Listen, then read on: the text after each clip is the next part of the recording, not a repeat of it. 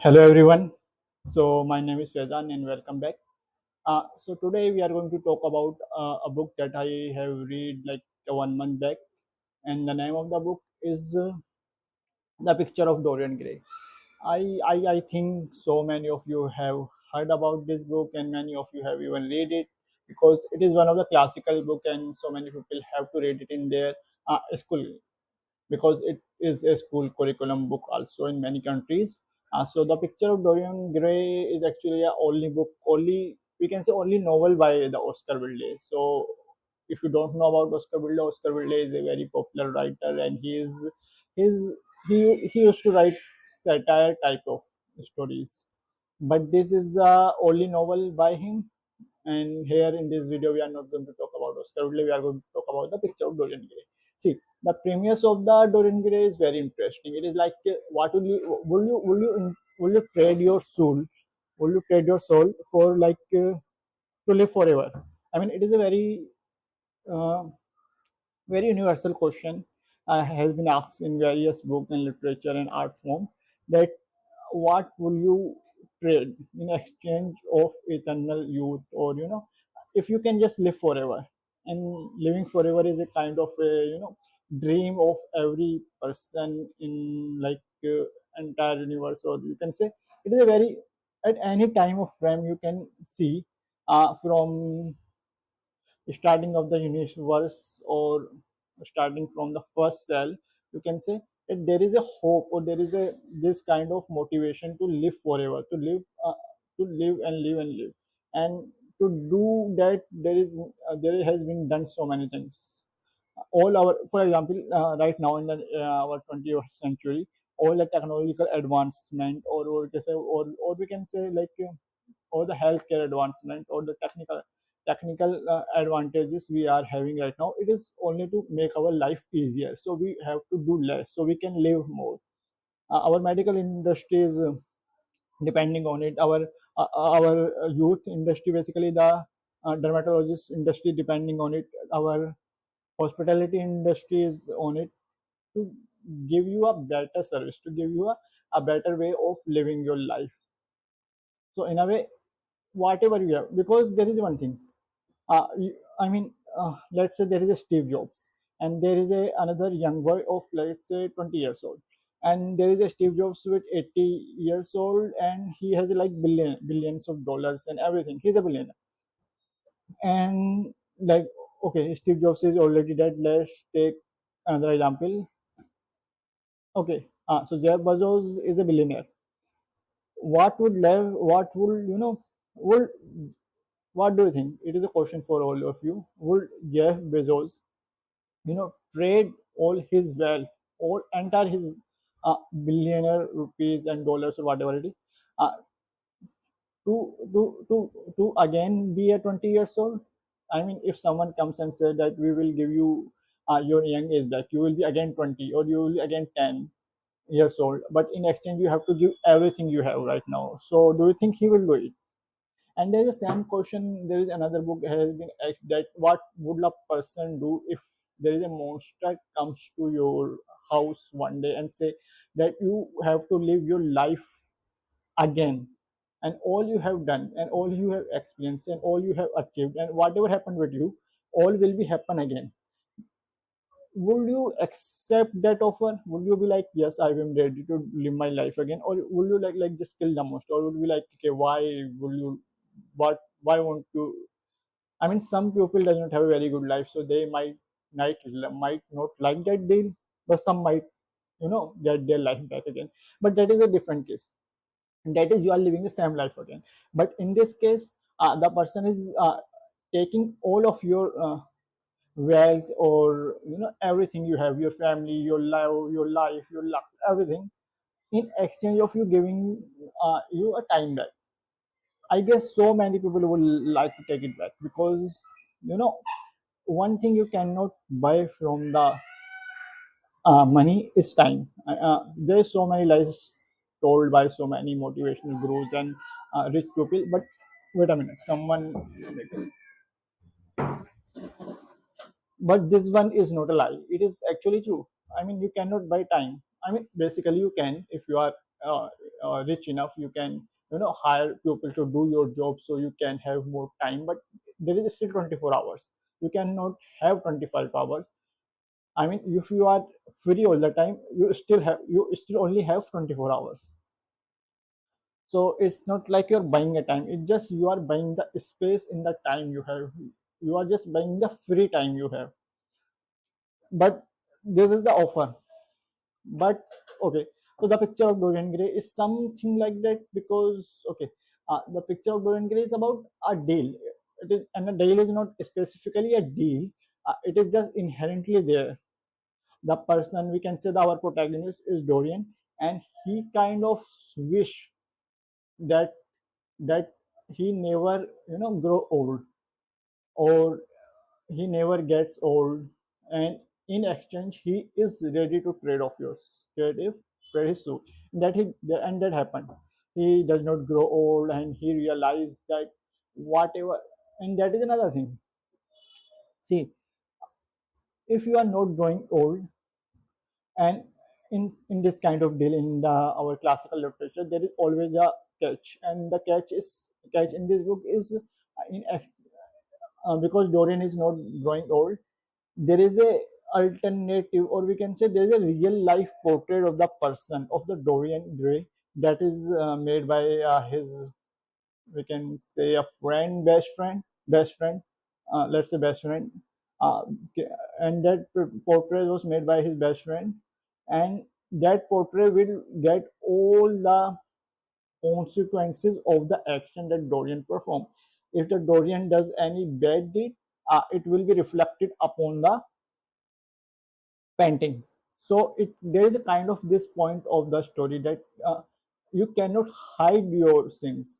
It is getting collected, or it is getting stored somewhere else, and uh, uh, sooner or later you have to pay your debt. Like there is a in the series, there is a series, I am forgetting the name. It is about the Russian series, about that place that balloons, they were creating a nuclear energy, and it just something happened. So there is a very good sentence in the finale that okay, you cannot, every lies we tell is kind of incurring a debt on the truth, and sooner or later the truth will come and will take its debt away from you.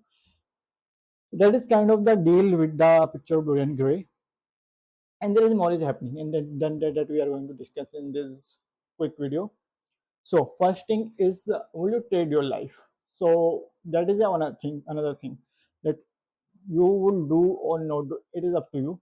But in the book, kind of, our protagonist does trade his life, trade his, basically he's not trading his life. He is trading the consequences. He does not want the consequences of his action to be reflect upon his body.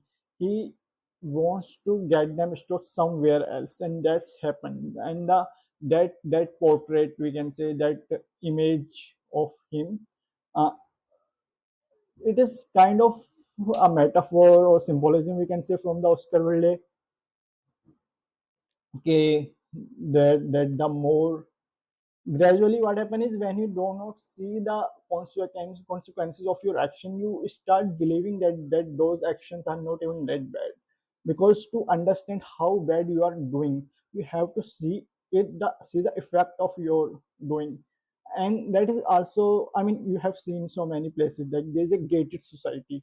What does the gated society does is, they close themselves. They don't want to see the ugliness and the poverty behind their doors, or behind their gates. And that's why, when there is a, see, in my country there is a thing, when in any country, not only my country, in every country, when there is a something big is going on, like there is some very special event, some very like Olympic or World Cup finales, or very big tournament there, and I mean, there is a guest coming in. So what the countries, or anyone does is, they try to hide their dark points. Like they try to hide the countries, try to hide the poverty, crime rates, rape case. They try to cover it all. So it all, so it shows up only the positive image of yours, but they are there. There is a record of them somewhere else, so you cannot hide them. So what were we talking about? Okay. So I guess we were talking about that. You cannot hide your sins, but yeah, okay, if you don't see the effects of those things, if you are just recording them and then hiding them, you are not able to see the effects or what kind of outcome there might be of those things. So you might not be able to fathom that how bad things actually are. If there is no feedback loop, if there is no one to say that you are doing wrong, or if there is no one to show you that what you are doing wrong, so you might not actually see that is wrong. It is another thing. What we can say is, it is a you start to believe that what you are doing is right because there is no one to stop you, because there is no one to say that you are doing wrong things. It is that's why there is a that's why there is this saying goes on that the bad things happen because, not because the bad people do things bad, but the good people does not stop bad people. And that is another thing. So keeping that aside, it is the first point of the book. Okay, you can hide your all your sins behind something else, but one day they will come back to, take their revenge, or to settle the debt. Okay, now we already covered the very basic or fundamental part of the book. Let's see what the book was about. So the book is about three friends, Henry, Basil, and Dorian. So Basil is making a portrait of Dorian. See, the thing you have to know about Dorian is very, very, smart, pretty looking boy. You can say he is is beautiful. In one word, I will describe that. And our other boy Basil is a painter, and he is painting his portrait. And there is Henry. So the character of Henry is a very interesting character. He is a very critical, hedonistic person. He always talk like there is always something bad in Henry. I mean, if you read the book, you kind of feel that maybe Henry is the wrong. Henry is the Henry is the evil in the book. But again, that is a different part. So there are three pupils, and all three of them are just talking, moving around, and the classical stuff. And then there is Dorian Gray. So what happened in the book when Darcy is complete his portrait, Dorian said that I don't want to grow old. I wish all my instead of my place in place of me, this picture grow old and I just stay young all the time.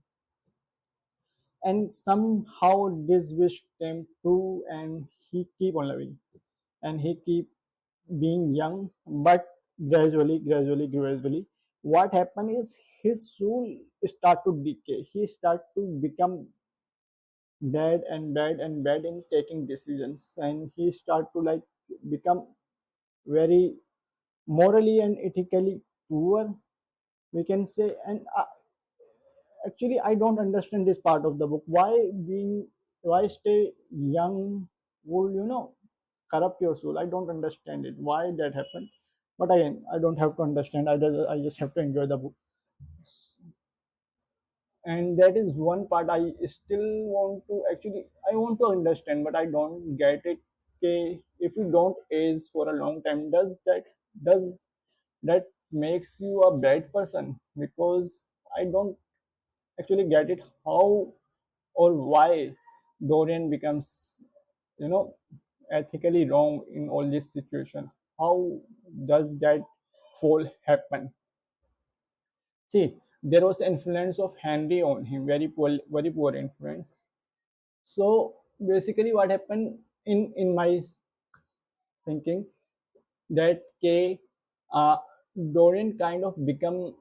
egoistic person, because Henry actually shows him that how pretty he is and how easily he can gain anything he likes because of his looks. And that kind of goes over his head, and he started, treating everybody like a very badly. And there's also a girl he used to like, but then once she did not perform well on the stage, he kind of give up on her, and he started, bashing her like, you are not even that good actress, and that and those. And he just broke up with her. And then there is a complete chapter, 11th chapter. I don't get it. There is a complete chapter, like there is a book. Henry gave Dorian a book, and there is there is a lots of thing in that chapter. Uh, Dorian is talking about something. Dorian is uh, collecting books, and Dorian is collecting pearls, and Dorian is doing random stuff. So it is a complete chapter, and that chapter is supposed to show how the how badly the fall of Dorian is happening, but somehow the chapter just feel like a separate book from the book. But then again, we don't have to discuss it. What we have to discuss is the relationship between these three characters, the Basil and the Henry and the Dorian Gray. And it kinds of, I just want to say, when I read the first time this book, and the first message I sent to one of my friend, who suggested me this book, that why all these is these three characters are gay, and she said that yes, all of them are gay. So actually, these are, I mean, in the classic literature, this happens again and again. I have read several books, and I kind of does not understand why so many characters are gay, and all of them are not like coming as gay. They are written as men, straight men, and they are talking, and they are. There's literally a dialogue. There's literally a dialogue from Basil to Dorian that I worship you like a god, and everyone who talked to you, I felt jealous of him, and this and that. It kind of feels like confession of love, but then again, it is not just right out there. It is just there, very subtly, and it is kind of, I don't get it. And then there is so many things happening in the book, but I don't. It is a very short book. What we can discuss? Anything else we can discuss in this book? There are relationship, and there is a Dorian Gray, and in the end he just killed himself by killing the painting. So maybe the book is about, I don't get it actually. Actually, I don't get it. Why does a man who is not growing old get his soul corrupted? Because maybe I have to read this book again, because I failed the point of the book. Okay. Yes, I understand he is growing old, but his looks are not fading. But that, how does it impact his soul? Why does he have to be corrupt? How does he become that bad person? Why there is a fall? I mean, there's there's so many books I have read. Like there is a on similar concept, life after life, and in life after life, the lady lives his life again and again and again, again and again, and there is also a just one day or something where the girl have to live her day again and again until she save a person from dying and kill herself, something like that. And there is another book where the person has to live the same day again and again until she does something unexpected. But in this type of movies or books, no one has ever, be like, okay, now I have become immortal, now I have to become bad. In the City of Bones series, are many character who does not get age. Or in the picture of, there is also a book, the very famous book, The Age of Madeline or something, Evelyn. And it has a similar concept. The girl does not age, but she does not become corrupt. So that is one thing we have to, need to know about this book. What does I don't have any answer. But again, for the review of this book, I like the book. It is hilarious at various points, and there is a character of family just keep talking and talking, and what is with Oscar Wilde to not write? I mean, Oscar Wilde write a one-page long sentences. What is wrong with him? I mean, it just and see, there is a thing I experienced in the book that you might have seen in the reels where one person is talking and the one person says to another person answer to like okay, yes, this happened, and what are you saying that happened too? And I mean he's saying the answer from the both side. Okay, yeah, stop laughing on my uh, stop laughing what I am saying. So it kind of give the it kind of shows the reaction of the other character without actually changing the sentence or changing the point of view or changing the paragraph. It is like in the middle of the conversation a person is saying that okay, this is a very good book. Oh, Dorian, you does not believe this is a very good book? Oh, I am seeing you are raising your eyebrows.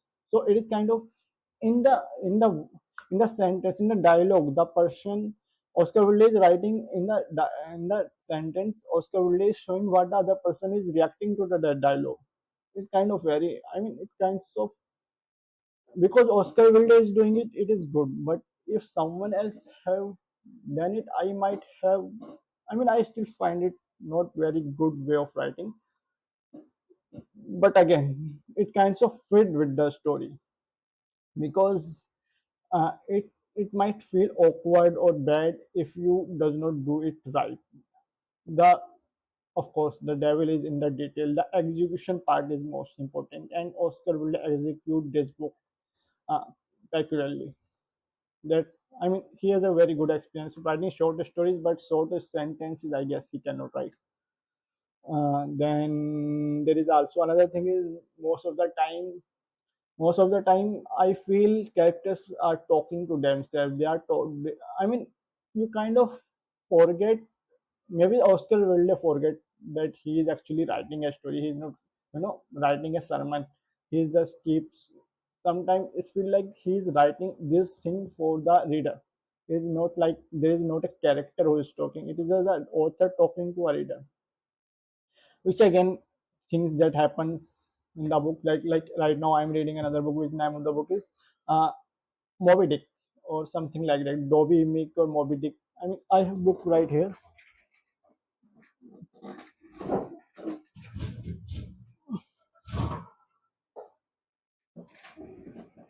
So I have a this, oh okay. The name of the book is Moby Dick. So I'm reading this right now, and it is a very thick book. And even in this book, sometimes it feels like it is a thing with classical writers that they forget they are writing a story. Sometimes they start writing stuff, random stuff. But what can we do? It is what it is. Well, from my side, Dorian Gray gets 5 out of 5. Mm, and it kinds of better than Crime and Punishment for me.